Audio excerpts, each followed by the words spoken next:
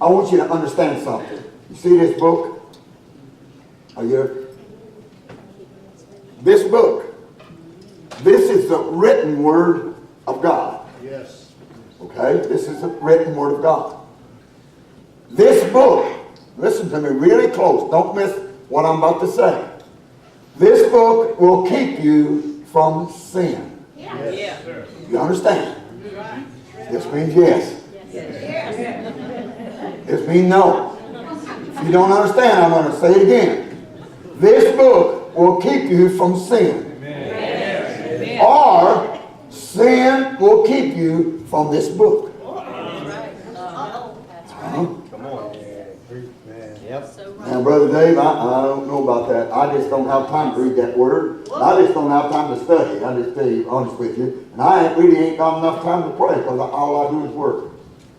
Maybe do a little extra activities here once in a while. But you know what? No truer words were ever spoken than what I just spoke to you. This book, if you'll study this book will keep you from sin. And if you don't study this book, sin is keeping you from it. Because you know what you've done? You put your will above God's will. The Lord revealed to me something a couple of weeks ago, and it almost shook me out of the bed. He said, you know what? They praise me with their mouth, but their heart is far from me. They really don't love me. They love their self. I said, now wait a minute, Lord. What are you talking about? But you know what? It's so easy to love yourself. Because you feel there ain't no other self like yourself, so you have to be the self. Don't you? So that nobody can be like you because you are one of a special kind and ain't nobody like you or about you or can be like you. So Jesus said, instead of loving me, they love their self. And you know what self's going to do? Self, it has an appointment. And I'm going to bring that to you in a little bit. An appointment. And self is not going to be anymore. And the place that you've occupied, soon nobody will remember that you even live there. That's so sad to say, isn't it? I bet you can go down on Bush Branch, Kentucky, and ask the people who lived in their house up a holler, up there on the left, across the May Burners over there, and they say, who lived there? I bet half them people down there don't know who lived there some, 50 years ago now. They've been dead. They don't know. Why? Because they've gone, and their memory is no more. Isn't that amazing? That's so sad, isn't it? You're so important, and you thought people was going to not remember you forever. But that break your heart that you're just for one of those few years and then you're gone? Nobody's going to remember all the work you did at General Motors and all that stuff. I bet the people at General Motors right now don't even remember your name. There's probably nobody up there that did very hard to work there. That breaks your heart, don't it? Huh? But I said all of this to say this. So now, what are we going to do? Are we going to look at the important things of life? Or are we going to just play our games as we do from day to day? It's all right if it does. It's all right if it don't. So I want to change your thinking a little bit, I hope. I want you to see something because God, man, I just couldn't get it all down. Now, don't condemn me for getting back on the pages this morning. Okay? But we've had a good shout, haven't we? We've had a good joy. I think, so it's wonderful. So this is what it says. So we're going to start studying the book, right? Yes. Let's study the book. I mean, say you ain't going to study. No, I'm going to study. Oh, I don't see one that, so you committed now. That's what it said. This one said, there's something I want you to know. Irregardless of who you are, where you're from, your status in life, the things you've attained, or things how you haven't attained, I want you to understand something this morning, for sure. God has a purpose, a reason, and a calling on your life. Yes. Absolutely. Did you hear me? Yes. He has a purpose, a reason, and a calling on your life. Well, Brother Dave, I'm not saved, so I just don't accept that. That's why I'm preaching this message. Because some of you are not saved. You're all loved up with yourself and nobody else matters. What I'm telling you is this, there's somebody that's greater than you that made you who you are, and he expects you to be thankful and grateful for who you are, and that you're willing and ready to accept the responsibilities of being a child of God to do the work that God has called you to do. Did you hear all of that? Amen. Okay, now I'm going to finish some more. And what I said now? There's something. The Apostle Paul said something here, and it just really brings to mind a lot of things. He said, for the gifts, in Romans 11:29, he said, for the gifts and callings of God are without repentance. Isn't that amazing? Before you repent, let me tell you something. Before the nation of Israel ever was, before that Abraham ever heard the call of God, God had a plan for a nation that's called Israel. The people would be the apple of his eye, and it took 470 years to get them to the border of Jordan. Amen. Listen, just to get them into the land that God had provided for them. And when they got there were 7 nations that refused to give up the land to them. So God had to intervene in every way that they had. So then God had to have somebody to lead. Remember, there has to be a leader. In every company that you look at in America, even in the state leaders, you've got to have leaders that make provision or a request for the people of that state or that community. Like Franklin or Middletown, the towns that we're living in, there's leaders there that are supposedly looking out for our welfare to make sure that all things stay in synchrony. Do you know that? Because if they don't, this thing would be a chaotic condition. It still is anyway, almost, without the authorities and all the other things that we have. But the thing about it was, remember this, the gifts and calling of God are there with repentance. Because we find Paul on the road to Damascus, on chapter 9, verse 5 and 6, and when the Lord intervened on his trip, he was going down to bring destruction, to bind the people of God, to bring them back and put them in prison and even behead them or kill them. And Jesus himself intervened on the way to Damascus to the Apostle Paul. And when Paul was laying on the ground and being smitten down with blindness from that light that he saw when he saw Jesus, this is what the Lord said. And Paul said to him, who art thou, Lord? Huh? Now, there's something you need to understand. Paul didn't know God, even though he was the Pharisee of the Pharisees. I mean, he was by the strictest of the law. There was no fault. There was nothing he didn't keep of the laws that Moses had provided there for the people to live by. Remember, Jesus said, the law and the prophets were until the great prophet John came. He said, but after that, God commandeth every man, woman, boy, and girl, from that day on to repent and to call of their sins and call upon God.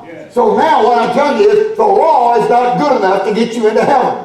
You can keep every law you want to keep, but my friend, you can't do that because you can't get there. And the thing about it said was, who art thou, Lord? And Jesus said, I am Jesus, whom thou persecutest. And Paul said, well, what wilt thou have me to do, Lord? That's the questions you need to ask today.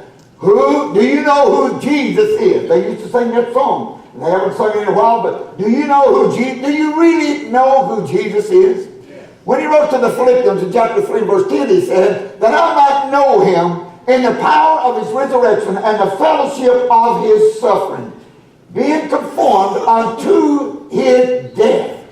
Think about that.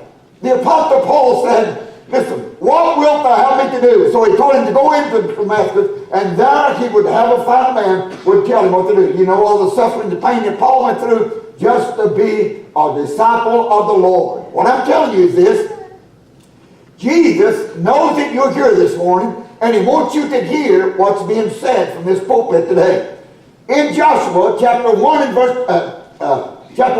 2 through 9, let's look at that for a moment, because there's something very important here, that Moses had failed God just one time, but he led those people for 40 years in the wilderness and brought them to the brink of Jordan, to the Mount Nebo that leads down into the Jordanian Valley and to the Jordanian River, and he brought them to there, and God told Moses, he said, you can't go across. Can you imagine what Moses must have felt? And Moses said, now Lord, just let me try to reason with God. And God said, don't mention that no more. You're not going in. I've got a man that's going to take them in. He's called Joshua. And this is what God said to him. Moses, thy servant, he said to Joshua, Moses, my servant is dead. The man that you've served all these years and 40 years coming through the desert, he said, he's now dead. He's died. And so now therefore arise and go over this Jordan, thou and all this people, unto the land which I do give to them, even to the children of Israel. Listen what God said to him. I said, the Lord wants to talk to you. God wants to show you in visions or dreams about soft-spoken words. God will, listen, reveal to you the will that He has for your life. God will let you know what's really good and what's evil, the right or the wrong. So this is what He said now. Every place that, if you'll come and serve me, God says, I'm going to confirm this in a minute. Every place that the sole of your foot shall tread upon, that have I given unto you, as I said unto Moses. From the wilderness, this Lebanon, even unto the great river, the river Euphrates, all the land of the Hittites, Hivites, Jebusites, and Canaanites, and all the other knights. There were 7 knights of those cities, but only there's 1 knight left, and they're the Israelites. Isn't that amazing? Why? Because they were God's people, and they would obey Him, and so they are existing yet today. So He says unto them, unto the great sea, the Mediterranean Sea, toward the going down of the sun, shall be your coast. Thou shalt, listen, let me tell you something. When you are a child of God and you stay faithful to God, I want you to know, He was saying these things to Joshua, but this is for the child of God today. If he will believe and put his faith and trust in God, and God only, don't doubt. This is what it says.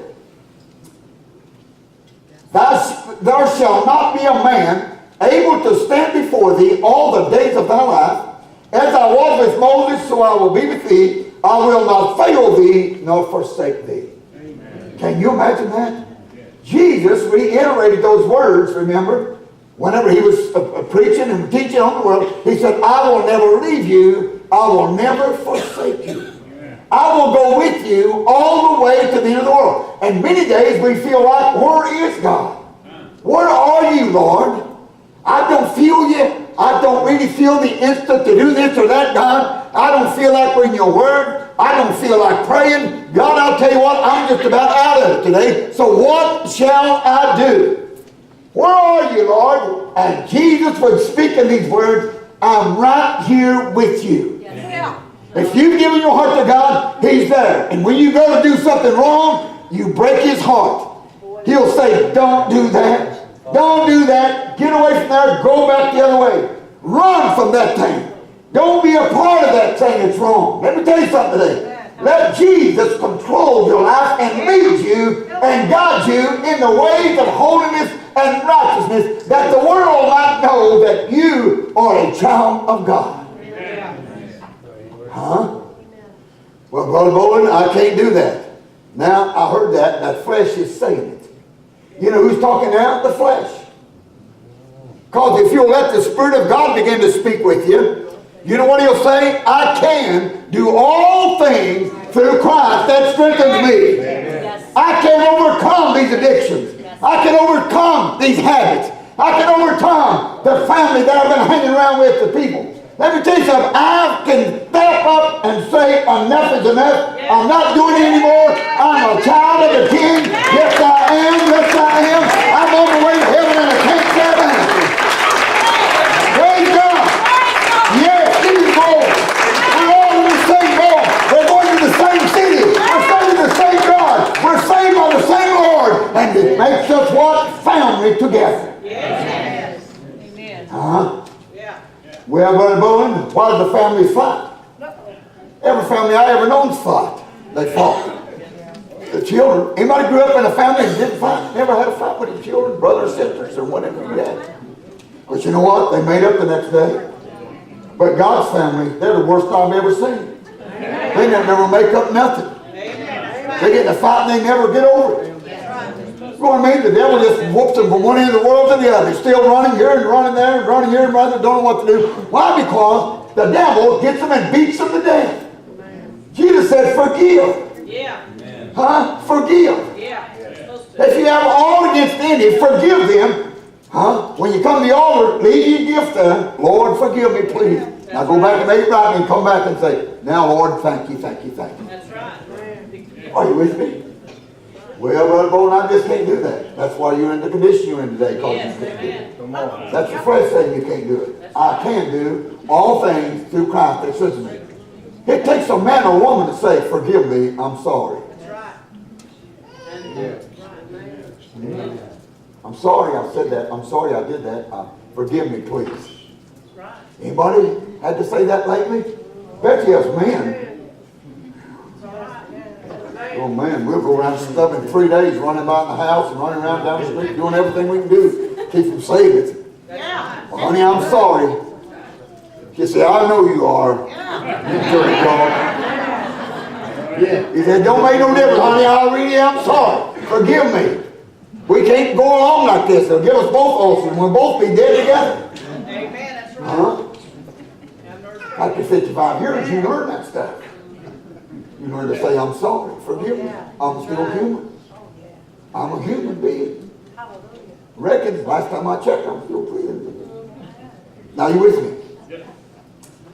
He said that, listen, I'm saying, be strong and of a good courage, for unto this people shalt thou divide and inherit the land, which I swear unto their fathers to give them. Only be thou strong and very courageous. Child of God, you got to be strong and very